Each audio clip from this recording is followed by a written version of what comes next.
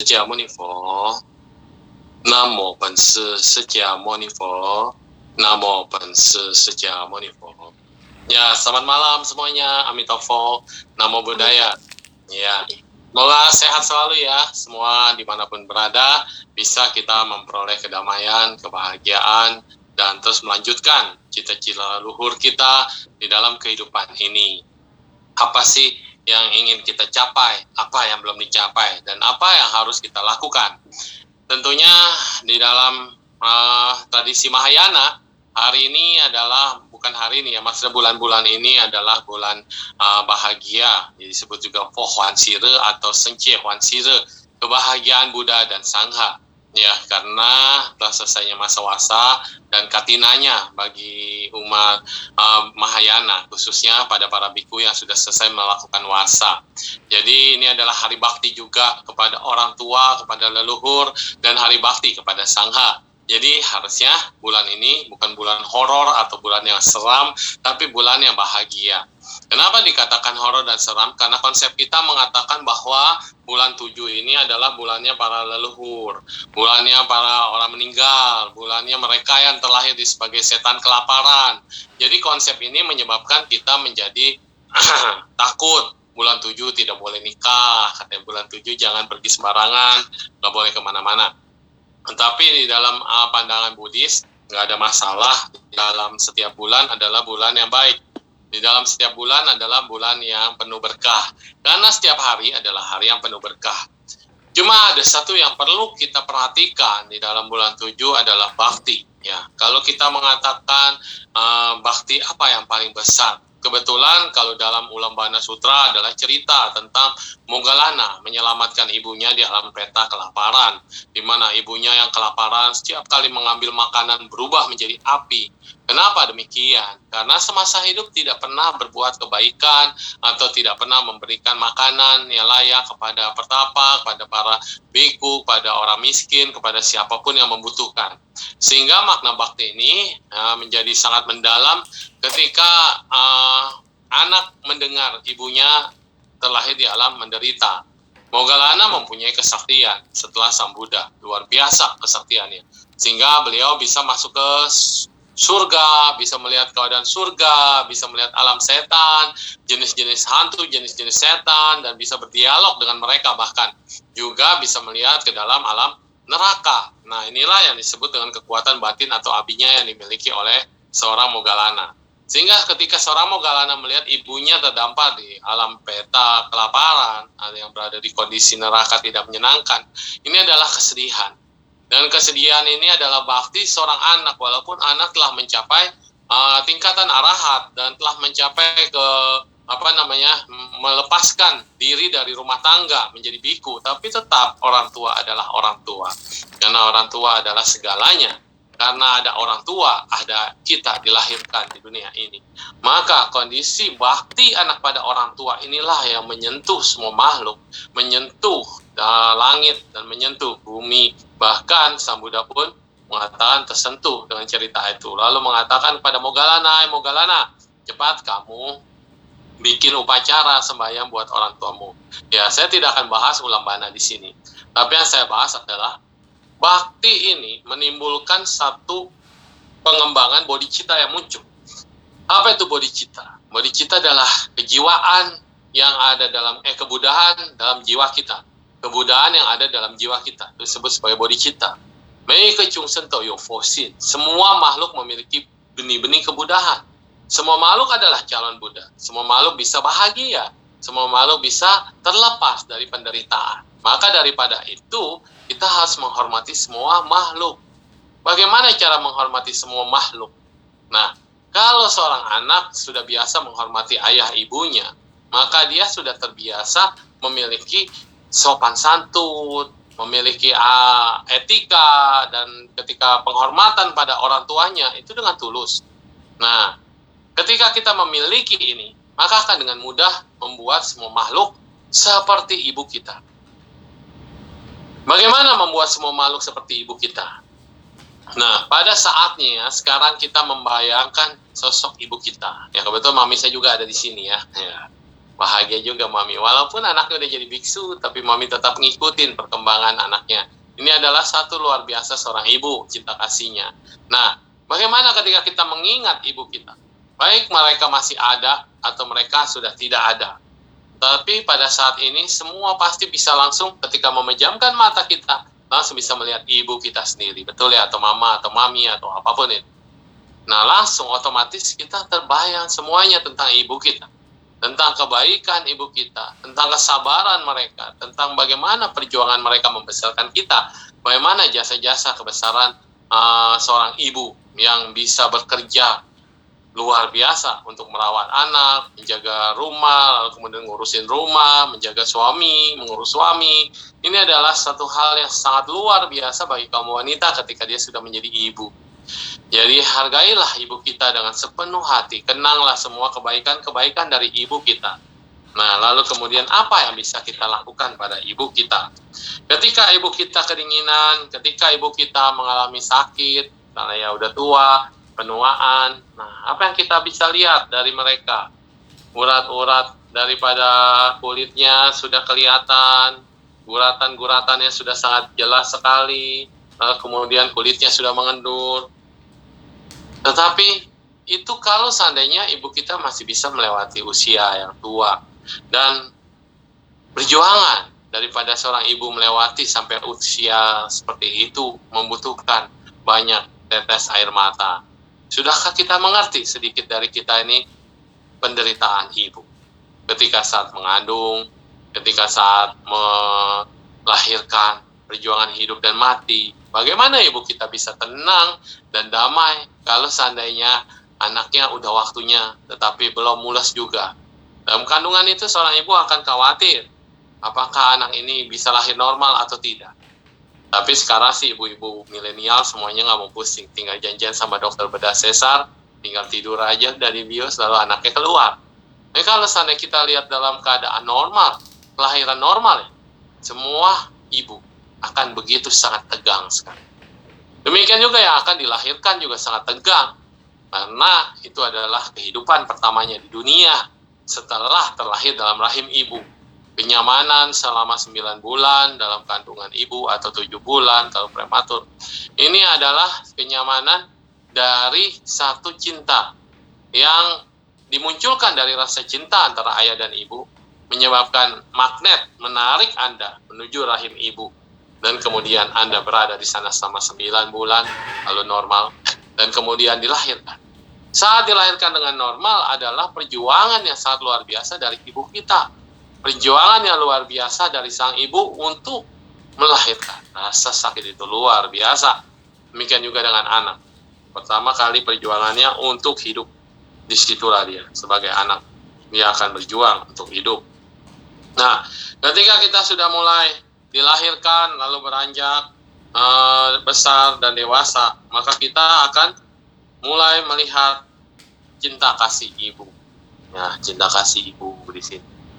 Cinta kasih ibu menggendong anaknya, lalu kemudian menemani di setiap hari-harinya dan membuat anaknya nyaman. Kalau menangis langsung disusui.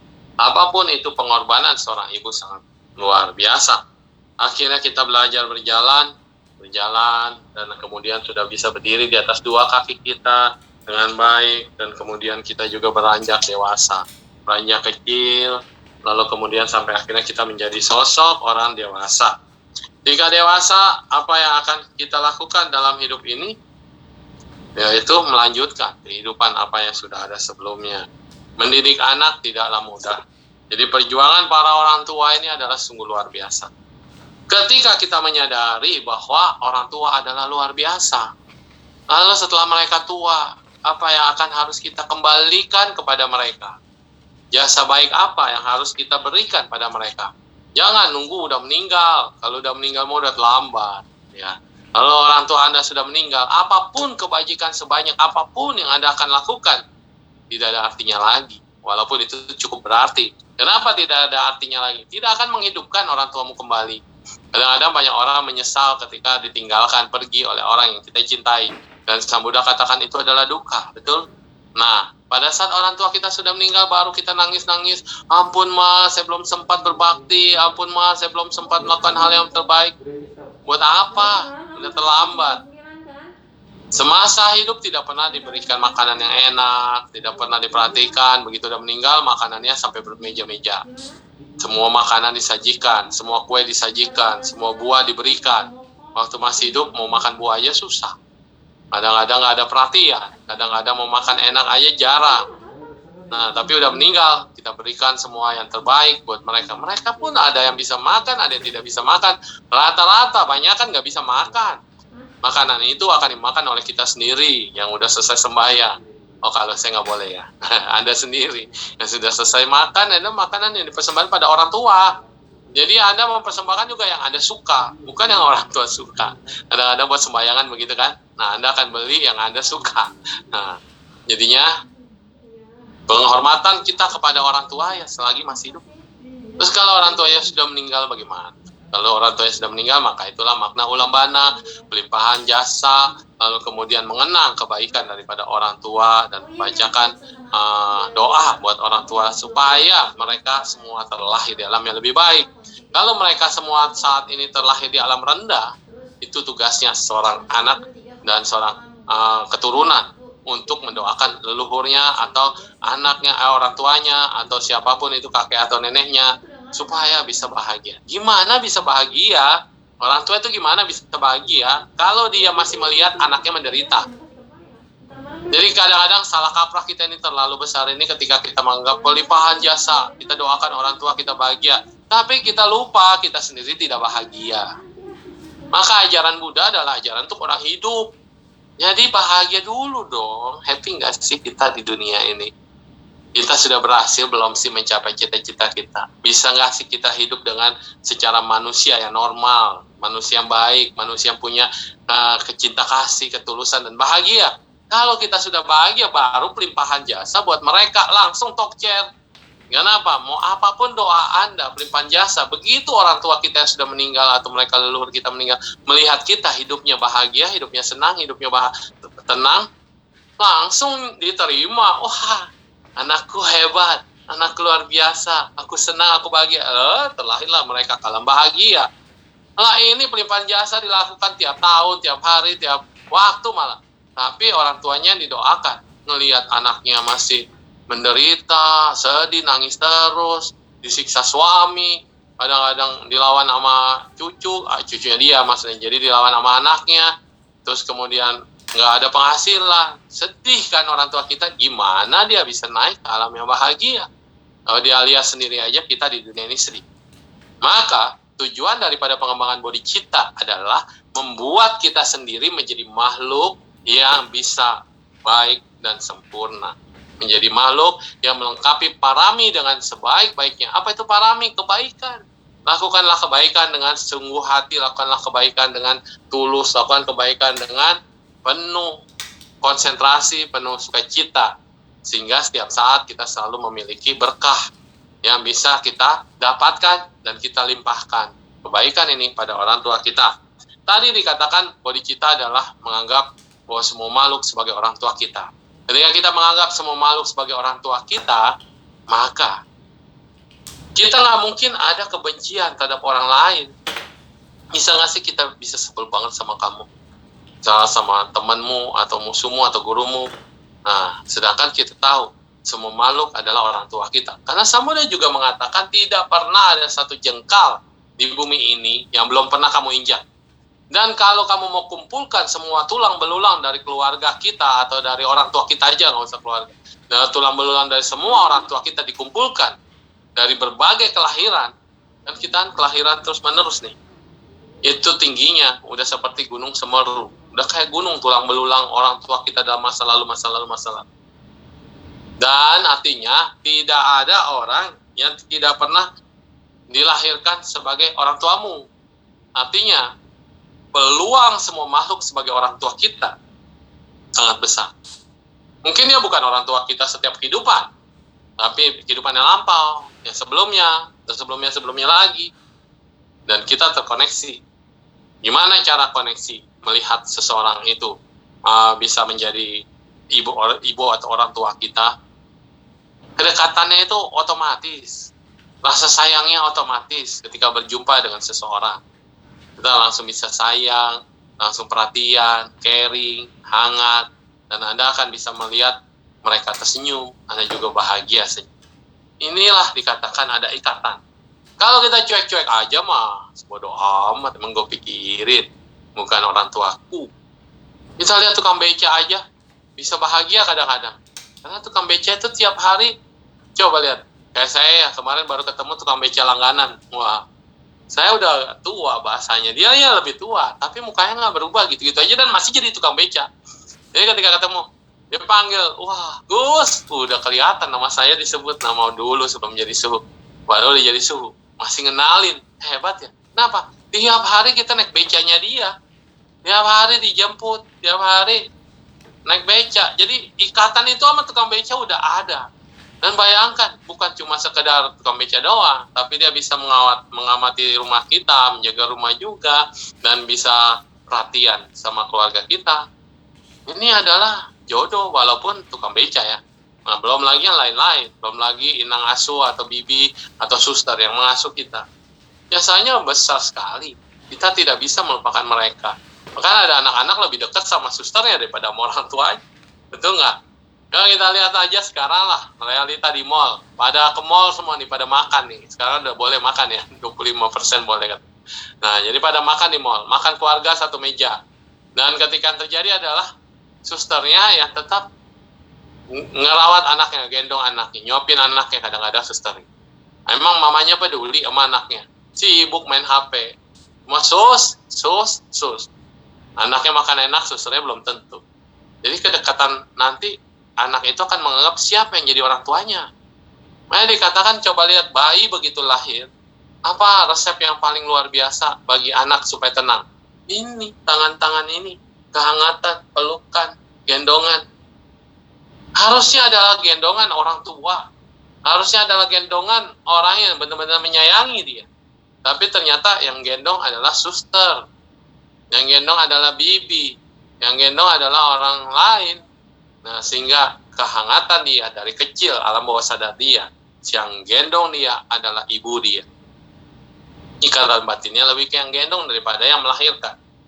Kalau dulu melahirkan dengan susah payah, dengan perjuangan, karena normal. Kalau sekarang udah nggak terlalu pusing, atau lahir aja, begitu kan? Nah, sehingga di sini kita bisa menganggap bahwa anak kecil aja sudah bisa merasakan cinta kasih siapa yang membesarkan dia, siapa yang merawat dia, siapa yang nyusui. Dulu ibu pasti menyusui anaknya. Kalau sekarang takut katanya, nanti berubah, nanti sakit, nanti bagaimana? Maka orang tua yang sekarang jarang mau nyusuin anaknya. Mungkin dikasih ke orang lain untuk menyusui ya. Ada nggak? Kalau di Cungko dulu ada begitu. Jadi ada orang tua asuh yang khusus menyusui. Terus juga akhirnya banyak susu formula. Nah, ikatan anak bukan lagi dengan orang tua, tetapi dengan sapi. Nah, ini adalah menganggap bahwa semua makhluk adalah orang tua kita. Lalu kemudian ada lagi menganggap dan mengenali kebaikan hati dari semua makhluk yang merupakan orang tua kita atau ibu kita. Kalau kita mengenali hati semua makhluk, berarti kita menggunakan hati. Siapapun di dunia ini yang tua adalah orang tua kita. Siapapun di dunia ini yang membutuhkan, termasuk di panti jompo, mereka ditinggalkan dan dititipkan di panti jompo karena mungkin anaknya atau apa tidak bisa mengurus dan mengasuh ya, sehingga dititipkan di sana. Dan ketika kita melihat mereka, kita mengenali hatinya, kita berdialog dengan jiwanya, kita menyayangi badannya dan sepenuhnya, maka itu adalah paramita yang bisa kita tanamkan, paramita kebaikan pada orang tua. Namanya orang yang sudah tua, ya, bukan hanya orang tua kandung.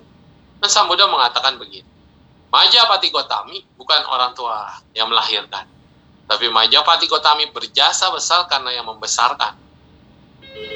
Lalu Ratu Mahamaya hanya 7 hari melihat daripada Siddhartha Gautama dilahirkan dan kemudian dia harus meninggal, beliau meninggal dan terlahir di surga. Bagi Siddhartha, kelahiran ibunya cuma 7 hari, tetapi beliau adalah orang tua kandungnya. Maka Siddhartha pun memikirkan cara untuk membalas budi membalas baik dari Ratu Mahamaya. Kokam, gimana caranya? Gak bisa, hanya berdoa-doa. Gak bisa. Maka setelah jadi Buddha, memiliki abinya, kemampuan batin yang luar biasa, Buddha masih mau membalas budi orang tuanya. Buddha masih mau membalas kebaikan Ratu Mahamaya. Dengan cara apa? Pergilah ke surga. Luar biasa ya. Maka kalau di agama Buddha, surga dan neraka kapan nih kita bisa dapatin? Langsung otomatis. Bahkan dalam hidup ini, Sang Buddha sudah membuktikan ketika dia masih hidup, beliau sudah ke surga. Ibunya berada di Tushita, surga tingkat keempat. Tetapi Sang Buddha memutuskan untuk mengajarkan Dharma di surga tingkat kedua. Supaya surga pertama bisa ikut mendengar. Karena kalau dibabarkan di surga keempat, surga 1, 2 tidak bisa dengar. Tidak bisa join. Demi cinta kasihnya pada semua makhluk, membabarkan Dharma yang luar biasa, termasuk Sitigarbha Sutra ya. Dibabarkan pada Ratu Mahamaya tentang Sitigarbha. Itu pun di surga Tawatimsa. Demi kepentingan semua makhluk. Dan apa yang terjadi di Sitigarbha Sutra? Semua makhluk bisa mendengarkan, termasuk Raja Setan. Raja Setan, agama Buddha penyembah setan. Enak aja. Raja Setan itu yang menyembah Buddha. Karena Buddha punya cinta kasih luar biasa dan tidak pandang bulu. Mau dia setan, mau dia asura, mau dia demit, mau dia jin, mau dia makhluk apapun, Buddha tetap membabarkan ajarannya. Artinya, kenapa kamu jadi setan? Karena kebencian, karena kebodohan, karena keserakahan. Tapi yang pada dasarnya lebih besar adalah kebencian. Maka Buddha memberikan cinta kasih kepada mereka supaya sadar dan tidak membenci.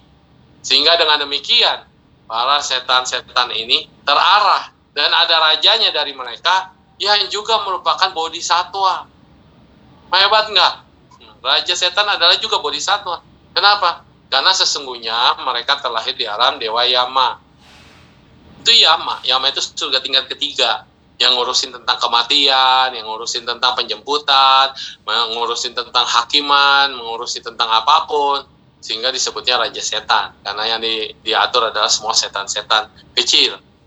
Raja Setan aja ada Raja Setan pengasih dan penyayang. Ada Raja Setan yang penghancur tulang. Ada Raja Setan pemakan darah. Banyak banget jenis Raja Setan. Tapi semuanya dipanggil oleh Sang Buddha untuk mendengarkan Dharma. Bahkan gak usah disuruh juga, mereka langsung tahu dan mendengarkan Dharma. Sampai semua alam berahma, pencipta dan segala macam juga mendengarkan Dharma. Ini dilakukan oleh Buddha untuk bakti kepada ibunya, Ratu Mahamaya. Jadi kalau kita mengenal ini, berarti powernya daripada Buddha juga luar biasa pada orang tua. Ya. Oke, sampai di sini kita putarkan dulu kali ya satu film ini atau lagu ini ya. Ya Wen ya, Win. Buat supaya kita lihat renungkan. Thank you. Baik. Operator, sebentar ya, diputerin.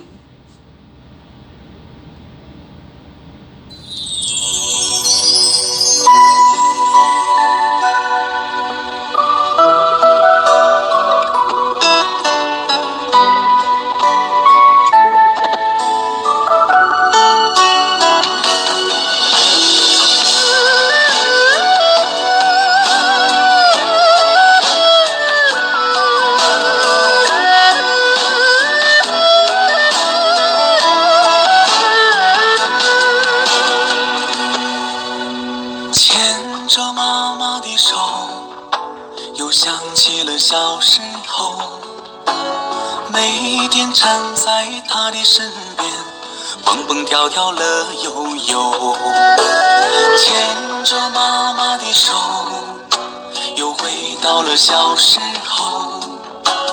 可是他已不再年轻，时光一去不回头。不知道有多久，再没牵过他的手。那岁月爬满的掌心里，多少母爱缓缓流。